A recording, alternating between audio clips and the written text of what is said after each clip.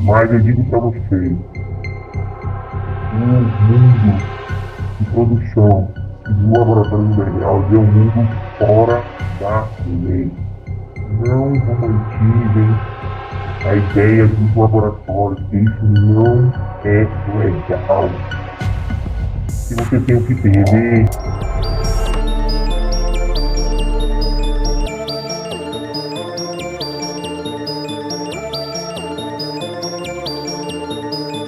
Fala galera, estamos começando mais um Super Shape Podcast que fala sobre fisiculturismo, musculação, nutrição e muito mais. Eu sou o Theo Cardoso, apresentador do Super Shape Podcast. Hoje não vou, infelizmente, contar aqui com a presença do Fredão, um abraço para ele, mas é isso. Hoje eu recebi um contato, de um produtor de recursos hormonais feita de forma clandestina, forma ilegal, que queria fazer uma espécie de denúncia, falar um pouco como é que é esse mundo obscuro do underground, da produção desses recursos hormonais que muitos utilizam para ganho muscular, estética, enfim. E lembrando que essa entrevista será de cunho meramente informativo, não queremos trazer nenhuma apologia tanto ao uso, fabricação, comercialização ou algo do tipo, mas sim alertarmos a população do risco à saúde de usar medicamentos de forma que sem controle, sem uma orientação de um profissional e tampouco que não foi comprado por meios lícitos. Hoje eu vou dar um codinome para esse convidado, vamos chamar ele de Fantasma, justamente para resguardar a imagem e segurança do indivíduo, tendo em vista que o programa é respaldado pelo direito de imprensa, que é resguardar a fonte sem expor ela e expor mesmo o apresentador ou toda a produção do Super Shape Podcast. Seja bem-vindo e obrigado por estar dando essa entrevista. Fantasma, o que você pode me falar? Como que você entrou e começou essa produção? Como é que foi esse seu início aí nesse mundo? olá, Theo, tudo bem? Gostaria de agradecer primeiramente a você aí, no nome do Shape, do podcast Super Shape. Muito obrigado pelo espaço. Eu entrei nesse mercado de produção, de recursos ergogênicos underground. Eu acredito que, eu não posso falar por todos, mas eu acredito que a maioria dos produtores, eles começaram pelo mesmo motivo, por termos um dia, termos contato com produtos ruins em nós mesmos. Então, isso frustra qualquer pessoa quando usa um produto e ele não funciona conforme a normalidade do produto, Então, foi isso que aconteceu comigo 3 vezes, e aí eu já detinha algumas informações, sobre basicamente, como era feito o esteroide anabolizante, e aí tomei com algumas outras informações, busquei algumas outras informações que são mais profundas, que não é só as receitas, mas sim a forma de operar, como operar, dentro da produção, e aí abri ali o laboratório para o meu uso.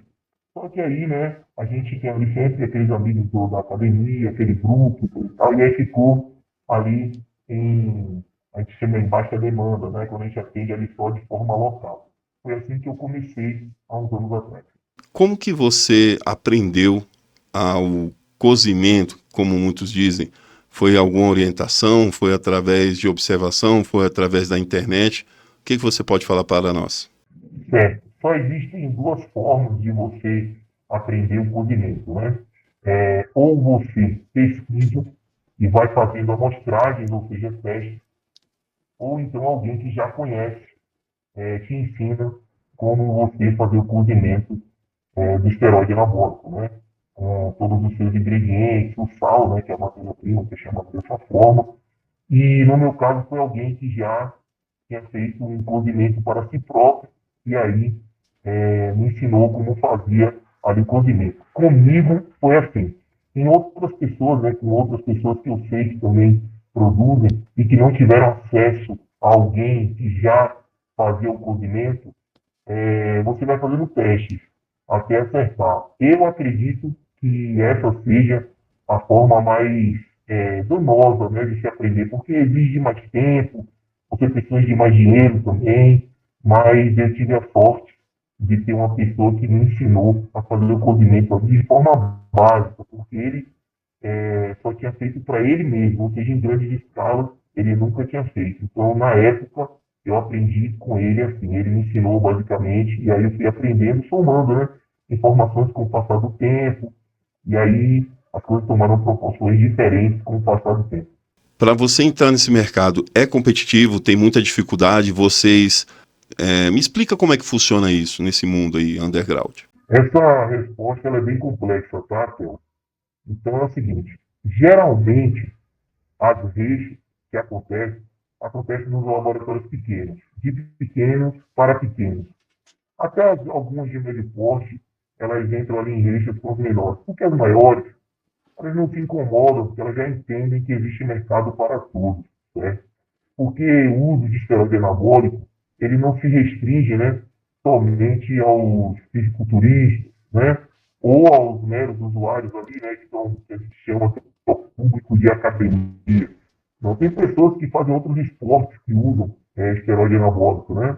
Então, os grandes já entenderam isso e não tem por que agredir os menores. Porém, ali os menores estão sempre ali em rixa, querendo provar que um é melhor que o outro. Então, é um mercado bem sujo, é um mercado bem complicado, porque não existe como um usuário comprovar que o laboratório X ele obedece um mínimo das normas sanitárias para poder fazer o recurso ergogênico, né, vamos falar assim, e o laboratório Y não faz. Então, entre eles, fica se lançando essas informações para agredir a imagem e, assim, deturpar a imagem até propriamente do recurso ergogênico e criando insegurança no usuário. E, na minha visão, na minha opinião, mas criar sim insegurança é um dos maiores arquitetos aí, né, para poder fomentar aquela situação da pessoa desistir de usar recurso ergogênico do laboratório X e ir para o laboratório Y, sendo que eles usam praticamente das mesmas estratégias e formas operacionais para fazer o recurso ergogênico.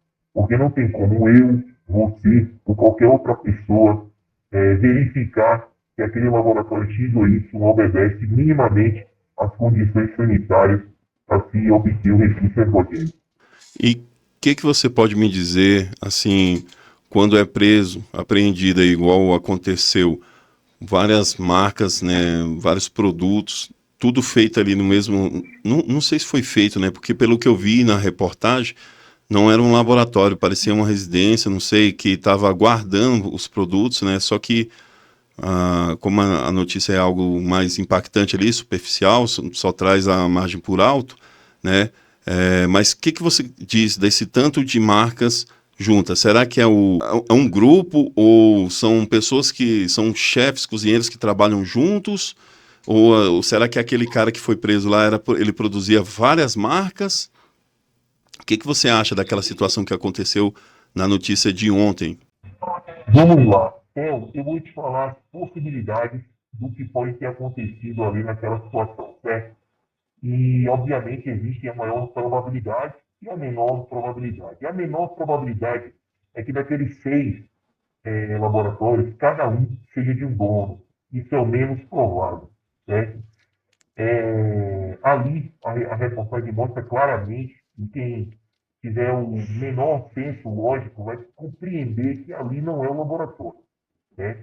Ali parece mais um depósito, parece mais um centro de distribuição, né? Ele não tem nenhum equipamento que mostre que ali é um laboratório de cozimento de esteroide anabólico. Então, eu acho muito pouco provável que um dono de laboratório pegue os seus produtos e misture como um depósito ali, né, com outros laboratórios, sendo que ele não sabe o modo operante do outro dono de laboratório, certo? Sendo que eu sempre falo isso para meus amigos, esteroide anabólico não é pão. As pessoas têm que acordar e entender que esteroide anabólico, você está dando a margem da lei, você é criminoso, entendeu? Você tem que entender que isso daí não é ir na padaria e comprar um pão, certo? As pessoas têm que compreender isso. Então, na minha opinião, Ali não tem 6 donos de laboratório, certo? Aí a outra probabilidade é que exista um ou dois donos ali que se conhecem, e aí ele é dono ali de 3, cada um é dono de 3 marcas. Mas, mas como assim? Existe uma estratégia de marketing muito usada pelos grandes produtores, que é ele criar 3 marcas. Né? Ele cria 3 marcas, e aí ele coloca uma, vamos chamar de super premium, que é a que é fiel ao rótulo ali, a miligramagem por ml.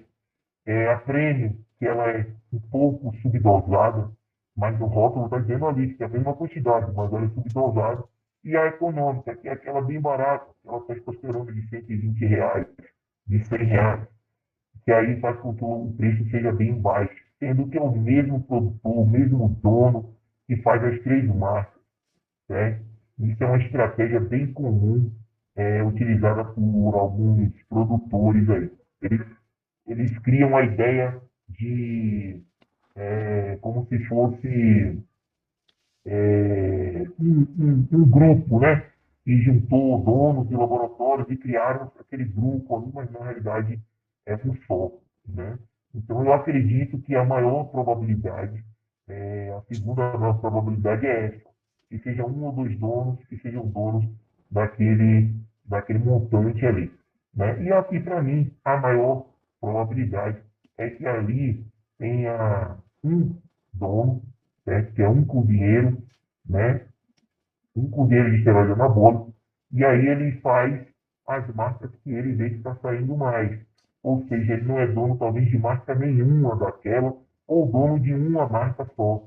Né? Porque não existe fiscalização, eu posso pegar, copiar, plagiar qualquer caixa, qualquer rótulo e colocar e fazer. Então ele vê que tal marca está saindo mais na região dele, aquela outra marca está saindo mais em outra região do Brasil, e aí ele cria aquilo ali e vende tranquilamente. Que a intenção, como eu já falei, dos produtores de esteroides anabólicos é vender. Eles não querem fomentar nome de laboratório nenhum, né? Eles querem vender. Então, se eles fomentam o laboratório X ou Y, para ele não interessa. O que ele quer é fazer o dinheiro.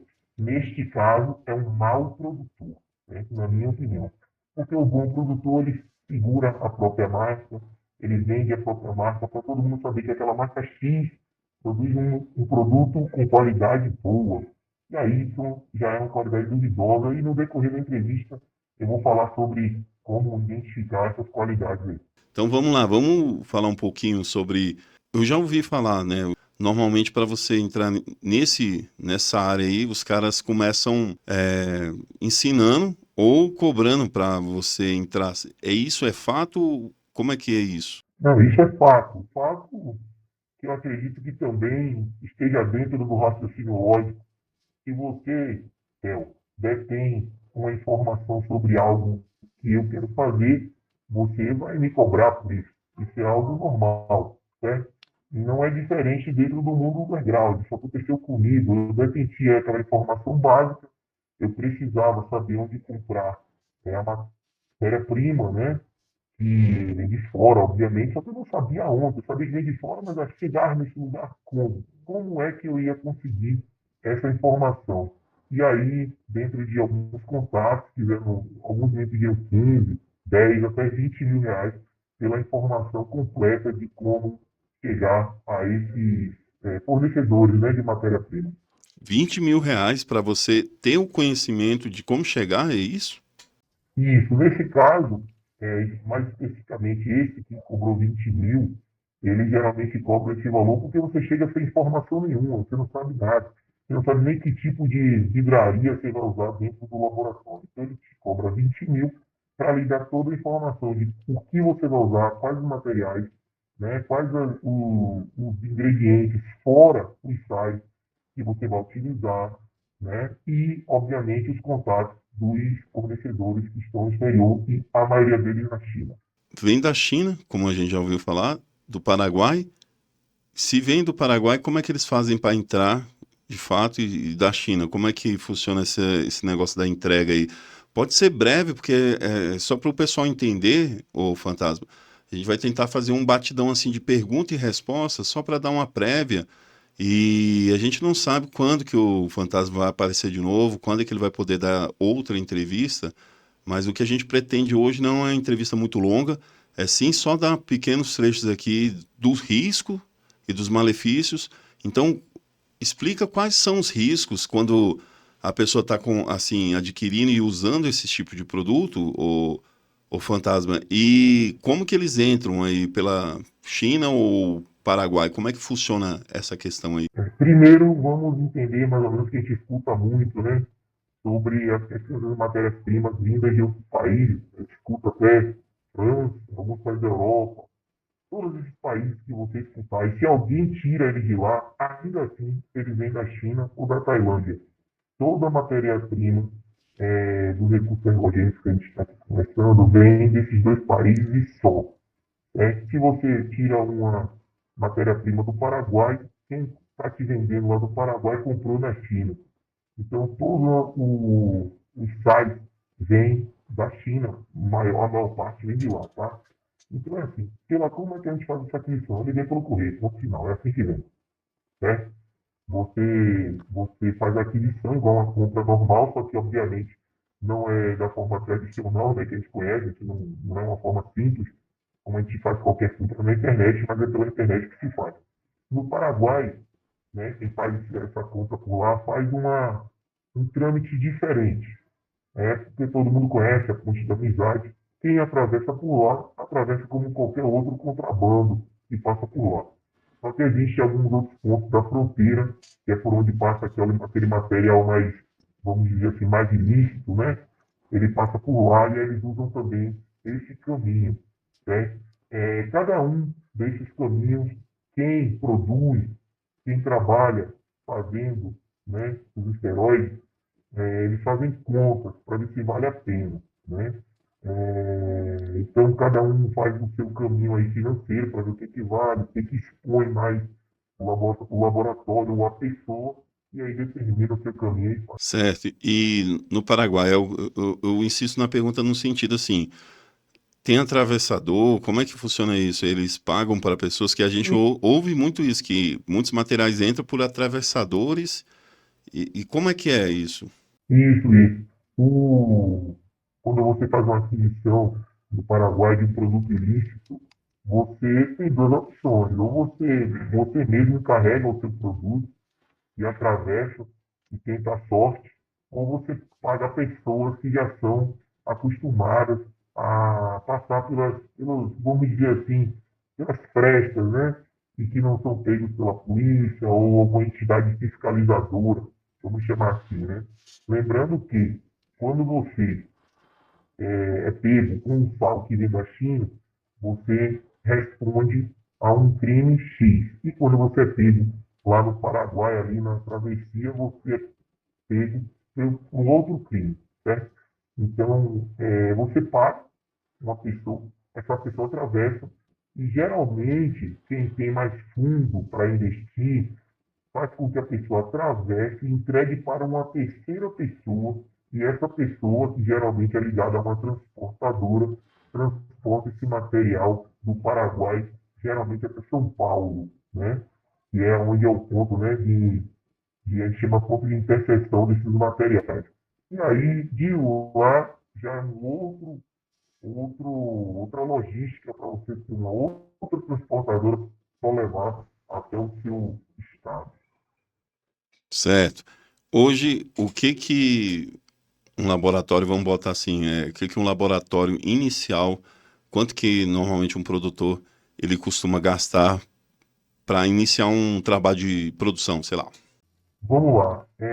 Eu vou dar alguns trechos aqui, mas eu não vou entrar muito em detalhes, mas só um produto para você fazer o mínimo dele, o mínimo do mínimo de um produto hoje, do mais barato, porque cada produto tem o seu valor, é uma outra fantasia criada aí pelo mercado de que os produtos são todos o mesmo valor. Não é assim, certo? Então eu vou pegar o produto mais barato e vou dizer para você.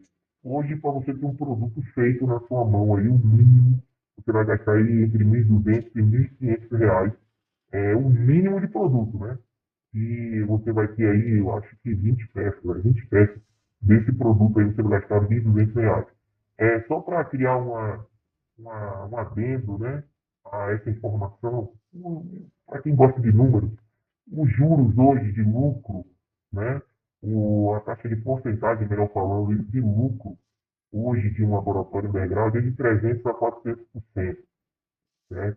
Então, um investimento desse aí, vamos colocar de R$ 1.200 para 20 peças, fiéis ao que está escrito ali, lembrando que são fiéis, você vai vender a R$ 200 e você faz uma conta aí.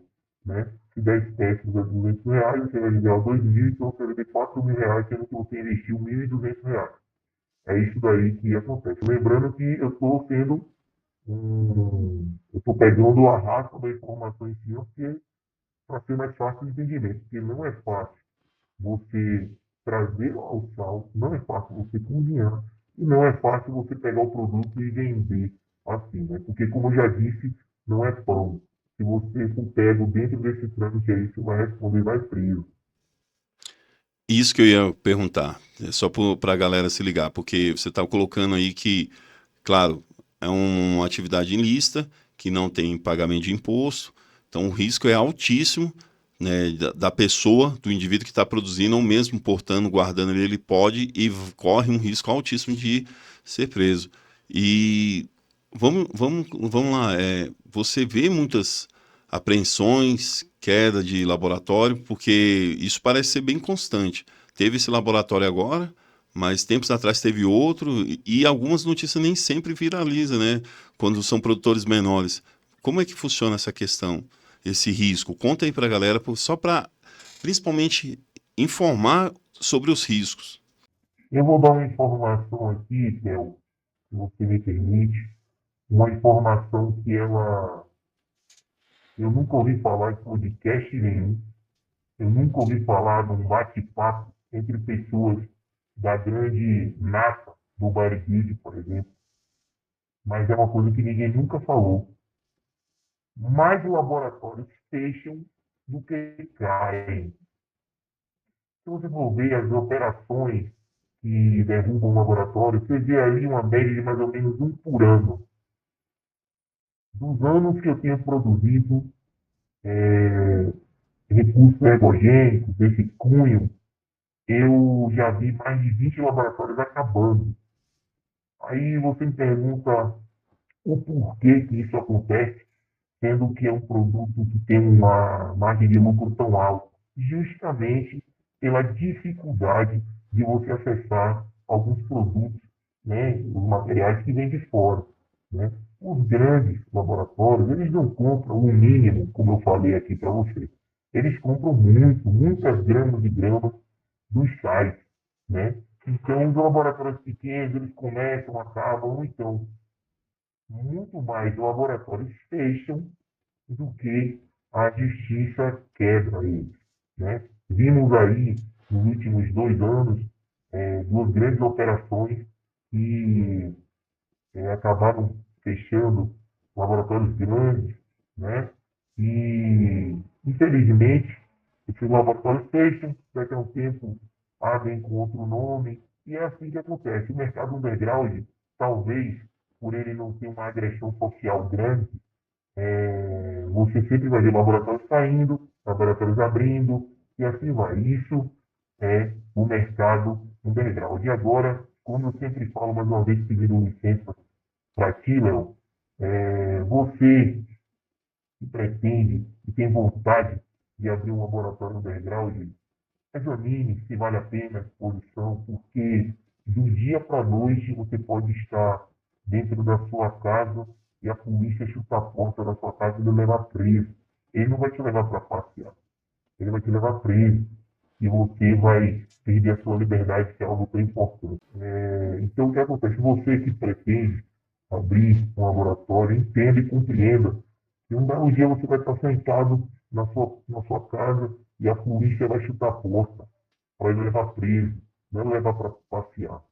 Você tem que compreender que o que você, né, pretende fazer é algo à margem da lei. Quando lemos uma notícia na internet sobre falsificação né, das paradinhas, falar falsificação, foi preso por falsificação. Não existe originalidade nisso.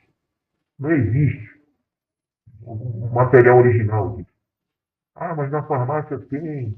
Tem, agora não tem todos. Então não existe originalidade nos produtos, né, advindos de laboratórios integrados. É tudo material falsificado, é tudo material underground. São todos materiais feitos de forma ilícita. Não existe legalidade, então, obviamente, não existe material a ser falsificado, não existe originalidade. Né? O ouvinte que está também nos assistindo, né, trago a informação para vocês entenderem realmente o que é um produtor de esteroide anabólico. Produzir já é uma coisa que você, com a mera inteligência básica, tem que ver. Outra pergunta, só para deixar claro aí, pessoal, né?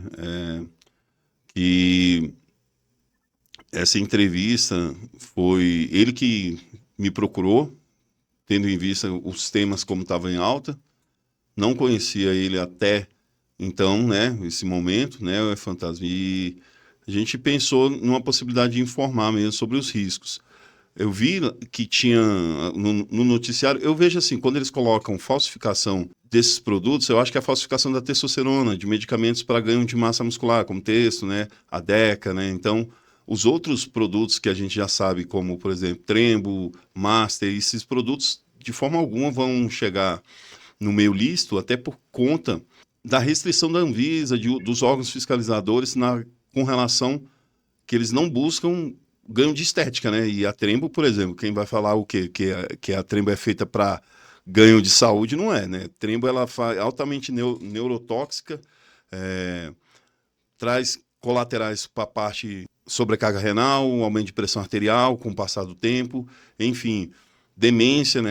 Já foi comprovado que ela piora e aumenta o risco de Alzheimer, diminui uma quantidade de uma substância específica que é ligada como fator protetivo de Alzheimer e das doenças neurodegenerativas. Então, só lembrando que tem os seus riscos associados ao uso, mesmo legal, de hormônios para fins estéticos, né? Mas me fala, essa questão da matéria-prima, quando ela chega, você reconhece ou não quando um material não seria, sei lá, um sal de uma determinada substância? E segunda pergunta, além dessa substância, você reconhece e existe variável de qualidade desses materiais, dessa matéria-prima que chega do mercado exterior? Consegue se verificar sim a qualidade, certo? A qualidade a gente consegue verificar sim por estar, né, com aquele contato sempre com aquele material, você consegue ver que o material que ele tem um brilho maior, ele é de melhor qualidade. Quando ele é opaco, ele tem uma baixa qualidade. Quando ele está muito solto, né, como farinha, imagine assim uma textura de farinha, imagine dessa forma, a gente tem essa noção no tato, certo? Agora, no começo da sua pergunta, você falou como é que a gente sabe que aquele sal é aquele outro sal. Não tem como saber, né? A matéria-prima vem, e ela veio, obviamente, né? Legendado, e dizer o que é, mas se não for, obviamente, com o passar dos anos, conseguimos discernir alguns produtos ali, mas tem outros que não tem como discernir, porque é muito igual. Estou falando da parte física ali, né? Então, uma análise laboratorial é impossível de fazer dentro do laboratório do underground. Vou repetir, impossível de fazer. Você vai pegar os maiores e ainda assim eles não fazem. Né? Existem os laboratórios reais, né? Vistos aí todo mundo conhece, que eles são reais mesmo, existem, né? São legalizados em outros países. Estes, eu acredito que eles tenham algum tipo de mecanismo de análise laboratorial aí, para poder dizer os sais quais são. Mas laboratórios underground de, de baixa demanda, média demanda ou alta demanda, que não tem um corpo físico legal, eles não conseguem fazer essa análise. No caso, só para o pessoal entender, às vezes um laboratório ele produz de um determinado China, vamos lá, o cara vai lá e pede de um China lá, o China China 1, vamos botar assim. Pô, o China 1 não tem aquele sal, ele pode possivelmente, pô, sei lá, a matéria-prima acabou, tá tendo dificuldade dele lá por causa da demanda aumentada. Ele pode ir lá no China 3, 4, que ele nem conhece, pegar e colocar e enviar para manter as vendas. Isso pode acontecer e não tem como resguardar, né? E isso, só estou trazendo esse pensamento para a galera, porque é o seguinte, às vezes a pessoa vai fazer o uso de algo que ela não tem certeza alguma. Porque por mais que, eu acho que, ô Fantasma, que você possa falar assim, pô, mas vem com certeza, esse fornecedor é 100% ou é garantido, mas ele pode falhar também com relação a isso e um dia simplesmente a texto, sei lá, começar a inflamar, não bater 100% ali, não ter uma, sei lá, o que é realmente para ter ou com a qualidade. Isso pode acontecer. Fácil, pode acontecer em muitos laboratórios, quando fazem uma alta demanda e aí acaba um produto X, eles até usam, às vezes, sai em outro produto. Isso é bem normal de acontecer. Né? Isso é bem normal. Qualquer usuário, né, e que tem conhecimento de esteroides anabólicos consegue perceber, os jovens, principalmente, que são ali cheios de espinhas ali ele está fazendo uso de dois produtos, achando que cada um é uma coisa, sendo que os dois é testosterona, né, que é o sal mais barato de fazer a aquisição. E todo produtor que se preze, ele tem que ter ali 3 contatos no máximo. Mais que isso, ele fica à mercê de ter de baixa qualidade. Né? Então, tem aquele que é o que traz mais qualidade, tem, mas ainda assim existe o risco de chegar, até estar legendado lá dizendo o que é, e teve algum erro lá, e você não vai poder, né, reverter aquela falha ali, porque não existe como você analisar que aquilo é um produto X ou Y. Por não ter como, Theo, como confrontar informações dadas por revendedores, que são, geralmente, os revendedores são os que fomentam mais mentiras dentro do mundo legal. Como não ter como confrontar a informação dada por eles, muitas pessoas acreditam em folclore dentro da produção e venda, né, dos recursos ergogênicos. Né? A creme vermelha, a Masperon verde, são exemplos de folclore dentro da produção dos recursos ergogênicos aí. Tá? Então, são muitas coisas que são criadas para poder criar aquele grande folclore dos usuários. E eles tendem a acreditar por não ter como confrontar. Vou ver se isso é verdade. Aonde é que você vai ver? Você vai falar com quem para ver que aquilo é mentira? Entendeu? Então, eu garanto a você que qualquer pessoa que convive dentro do mundo do uso, né, e da fomentação da informação sobre laboratórios underground, não é enganado com algumas informações, como essa, por exemplo, que trebo que bate é a trebo mais vermelha, por exemplo. Deixa eu fazer uma pergunta, para a gente ser bem pontual, assim, direto. No caso, tem adição de corantes, esses Masteron azul, trembo vermelha? Com total certeza, estou falando essa informação sem a mínima dúvida que todo produto que você consome e tiver cor, ele tem corante. Aí você, Theo, meu amigo, me pergunta, querido, então qual a cor do produto? O produto, ele obedece à cor do veículo oleoso utilizado. Se o veículo oleoso ele é mais amarelado, o produto será amarelado. Se ele é mais puxado ali para aquela falta de cor que lembra água, né? Ele vai ser daquela tonalidade. Se ele é mais puxado para aquele marrom, né? E geralmente são os óleos de amendoim, ele vai ser daquela cor. Então ele puxa a cor do próprio veículo oleoso. Não existe multicores. Pelo menos assim, o que a gente ouviu aí na internet, os caras usam alguma espécie de mecanismo para o cozimento, não sei se é micro-ondas. Eu vi descaradamente, né, num perfil de um laboratório que vende tudo, que eles divulgavam lá as imagens dos laboratórios, a estrutura, tudo, a fim de fomentar que está sendo feito com qualidade para aumentar as vendas. Porém, assim, o que você pode dizer disso? Tem um micro-ondas, esse tipo de ferramenta, de equipamento, quer dizer, né? Ou tem um outro, o outro nome lá, não sei o que, magnético, né? O agitador magnético, acho que é isso o nome, que eu ouvi falar em outra entrevista. E outra questão também é, se esses materiais, como é que eles são vendidos? Se são para uso de uma indústria? Entendi sua pergunta. É o seguinte, esses materiais como micro-ondas, agitador magnético, e vários outros, vamos chamar de apetrechos, são como ferramentas.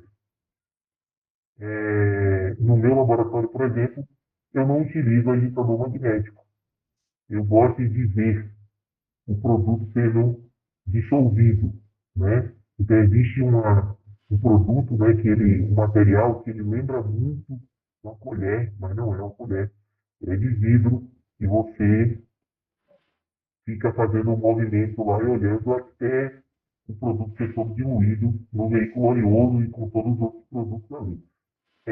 O micro-ondas é utilizado também em alguns laboratórios para fazer o aquecimento do óleo, por exemplo, né, do veículo oleoso. Eu acabei de dar até um exemplo agora que é o óleo de semente de amendoim, né, o óleo de amendoim. E ele era muito utilizado, hoje ele é menos utilizado por causa de alguns eventos de alergia, e aí ele ficou menos utilizado. Mas alguns laboratórios ainda utilizam ele. E alguns outros produtos que também estão dentro de laboratórios underground, que são os peptídeos, eles são cunhados, né, vamos chamar assim, e é utilizado por panela de pressão, porque o peptídeo, para ele ser produzido, é utilizado por panela de pressão, porque ele trabalha, né, um dos processos a ser feito sob pressão. Então tem que ser utilizado a panela de pressão. Isso numa grande indústria de peptídeos que existe, né? A indústria de peptídeos é uma máquina de pressão que faz isso. Você produz uma grande panela de pressão e faz isso. No caso dos undergrounds, eles fazem isso na panela de pressão normal. Fantasma, essa entrevista ela vai parar por aqui, que já deu um tempo bom, só para introduzir nesse tema. E claro, como foi de acordo com o seu pedido, que não fosse uma entrevista muito longa, vamos deixar mais ou menos nesse tempo.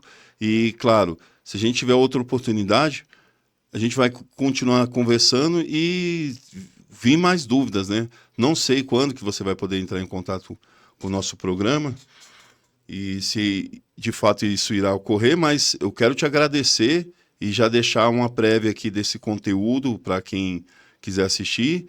E lembrando que assim, isso são substâncias que trazem altíssimo risco para a sua saúde, tá, pessoal?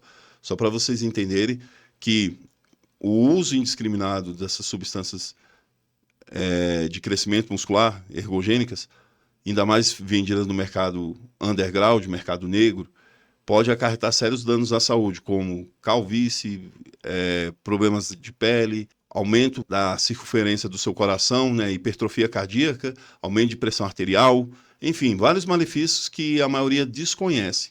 Só para dar um adendo novamente a esse assunto.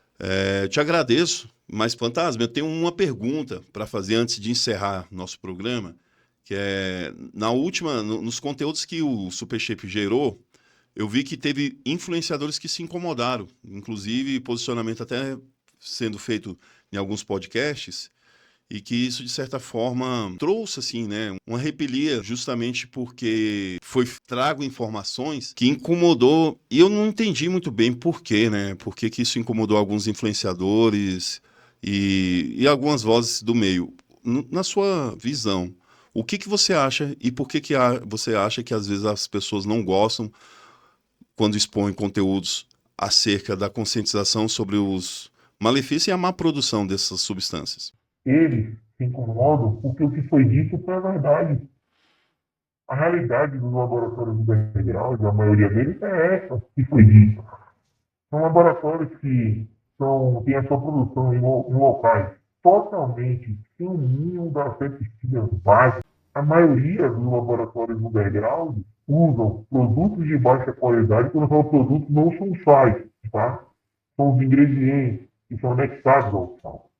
Dentro de um ambiente insalubre, um ambiente cheio de contaminações externas, um ambiente não esterilizado.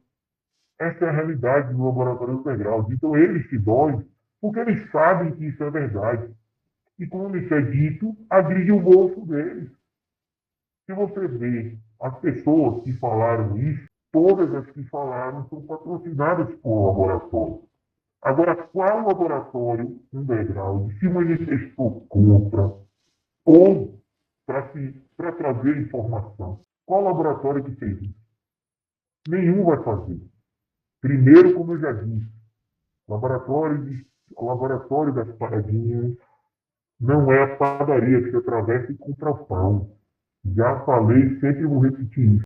Está pensando que é onde você compra o seu produto, ele é feito numa sala de azulejo branco, com mesa inox, luzes brancas, com cheiro de éter, acorde. E se você paga R$ 150 no produto, desperte, acorde enquanto há tempo. Porque você está consumindo produto lixo, produto ruim, achando você que está consumindo produto bacana, porque o influenciador X, o representante Y disse que é feito da melhor forma e não é. Peço para ele te mostrar que ele não tem nem o que lhe mostrar, ele nem sabe, nem ele propriamente sabe como é feito, porque só quem sabe sou eu, que sou produtor, é o dono, produtor do laboratório X, é o dono, produtor do laboratório Y. São eles que sabem, porque o revendedor, o representante, o influencer não sabe de nada. Tudo que ele fala ali, na maioria das vezes, são coisas criadas até na cabeça dele. E por questões de marketing ser algo de bom proveito para o negócio, o dono permite. Mas você, jovem, que é o público mais enganado que tem, acorde. O produto não é feito numa sala isolada, sem janelas. Não. O produto é feito dentro de uma casa qualquer. É assim que os produtos no mercado são feitos na sua grande maioria. Então, quando um laboratório ele zela por isso, para quem não sabe, existe norma sanitária para isso. Não existe de norma nenhuma, você sempre vai ser legal. Mas, basicamente, quando você segue uma norma sanitária, você está levando qualidade do produto para o consumidor. Mas nem o consumidor sabe verificar, olhando ali, se aquele produto ele é sanitariamente, né, manuseado da forma correta. Eu já vi relatos de usuários olharem e ver produto estranho dentro do vial, né? Como é possível? O processo de filtragem é básico. Tem laboratório que nem filtra o produto. O processo de filtragem ele tem que existir, mesmo que a mistura esteja homogênea, você tem que filtrar para tirar todo o resíduo sólido, que às vezes é imperceptível aos olhos, mas isso quem sabe é quem tem anos. Obviamente eu não cheguei, né, com esse conhecimento. No começo, eu vim tropeçando, eu aprendi também cometendo erros, mas eu hoje tenho esse conhecimento e jamais me sentiria bem em saber que até um conhecido meu está usando um produto sem filtragem, colocando vários vestígios de sólido para dentro do corpo. Todos nós sabemos do dano que os esteroides anabólicos provocam a longo prazo na nossa saúde. No caso, então, eles falam, só para não fugir do tema, eles falam contra, justamente porque eles são beneficiados, no caso dos influenciadores, são beneficiados de percentual que eles ganham, indicações, grana que eles ganham desses laboratórios. Então, em tese, alguns tentam descredibilizar informações expostas por produtores a fim de manter o ganho financeiro deles no laboratório. É isso? Com certeza. Na última reportagem que foi solta aí dessa queda desses 6 laboratórios de forma simultânea, falou-se que o salário dos influenciadores chegavam a R$ 10 mil. Para você que não tem essa informação jovem, isso daí é o mínimo. Tem atleta profissional que recebe 5 vezes mais que isso. Então, se eu como patrocinado, né, de um laboratório, me sinto agredido com fulano ou ciclano falando verdade sobre a realidade do laboratório underground, é lógico que eu não vou gostar. Porque aí eu vou estar mexendo no meu bolso. Não estou preocupado com o usuário, estou preocupado com o meu bolso. Então é isso que acontece. O Supershape está colocando a cara a tapa, né, para a grande mídia maromba agredir, né, tanto o Supershape quanto a quem vos fala aqui. Porque estamos trazendo informação, é a verdade. Não é falar mal do laboratório underground, isso não existe aqui, ninguém está falando mal. Estamos falando a verdade. E lembrando, eu sempre falo o termo maioria. Não são todos os laboratórios underground que são assim, mas a maioria são sim produtores de subdosagem. E aí o influenciador que recebe seu salário ali de 15, 10 mil, até menos, 5 mil, como eu conheço, alguns atletas que recebem isso, aí recebe a informação do que estão, rapaz, estão falando mal do underground, o cara burro fala mal. Diz que fala o que quiser para se defender. Mas tudo sem embasamento nenhum, porque não sabe de absolutamente nada do processo de cozimento e produção do próprio produto que ele está fomentando a venda. Sabe? Acredito que esse programa aí vai ficar realmente aí marcando, né, a cena, porque foi algo exclusivo aqui do Super Shape, né, que a gente está trazendo. Não teve nada parecido antes, assim, a não ser que foi produzido por nós mesmos, né, com relação à informação, orientação sobre os malefícios, riscos, como é que funciona essa indústria. Pessoal, então é isso. Mais uma vez, valeu, Fantasma, obrigado aí pelas informações e orientações acerca dos riscos e malefícios, tá, pessoal? E é isso. Até uma próxima, se cuidem. Eu queria falar uma coisa para, né, finalizar aqui. Já aconteceu comigo aquilo que eu falei mais cedo sobre a polícia chutar sua porta. Então, eu acredito que é uma dor grande ver uma esposa indo presa junto com você, sendo que o laboratório underground você estava, né, sendo utilizado como se fosse algo lícito. Então, jovem que ouve, e até homem que ouve e pretende fazer isso, continue utilizando, verifique as condições, se assim possível for, verifique as condições do produto que você utiliza, mas a produção é algo que é diferente do consumo. Mas eu digo para vocês, o mundo de produção do laboratório underground é um mundo fora da lei. Não romantizem a ideia dos laboratórios, que isso não é legal. Se você tem o que perder, só consuma. Então, essa é a minha mensagem que eu queria dar, principalmente para os jovens, porque os mais velhos sabem mais, né, sobre os riscos da vida, mas os mais jovens, né, os empolgados, aí, eles não entendem muito sobre os riscos e eu quero, ao máximo, privá-los dessa dor. É isso. Quero te agradecer mais uma vez por essa oportunidade de estar entrevistando. E, claro, lembrando, né, a galera aí da consultoria Super Shape, pessoal. Consultoria de dieta, nutrição, não é ergogênicos, tá, pessoal? Não fiquem animados. É somente treino e nutrição. Sou treinador e nutricionista, tá aqui o QR Code acima. Só escanear que eu vou estar abrindo vagas para fevereiro. 2 vagas apenas, consultoria completa, onde eu vou estar acompanhando os resumos semanais, fotos, o planejamento total da nutrição e do treinamento periodizado e estruturado por mim mesmo, que irá avaliar a sua execução dos exercícios, vai ter vídeos informativos de treino e muito mais. Obrigado, Fantasma, e espero o quanto antes você entrar em contato com o nosso programa, com a nossa produção, para assim a gente estar agendando uma próxima entrevista aí e, claro, fomentando mais conteúdo para conscientizar a galera que os riscos para ganho de massa muscular às vezes nem vale a pena. Vai na texto convencional mesmo, vai na texto da farmácia, busca seu endócrino aí, se você quer melhorar a estética. Tem um monte de coisa que eu estou em dúvida, né? Um monte de perguntas. Só que vai ficar para o próximo bloco, o próximo canal aí, quando a gente puder fazer essa entrevista. Obrigado, Fantasma. Eu que agradeço, Theo, fiquem com Deus aí. Um abraço aí aos ouvintes e o pessoal que está assistindo aí o Superchat. Até a próxima. Valeu, galera!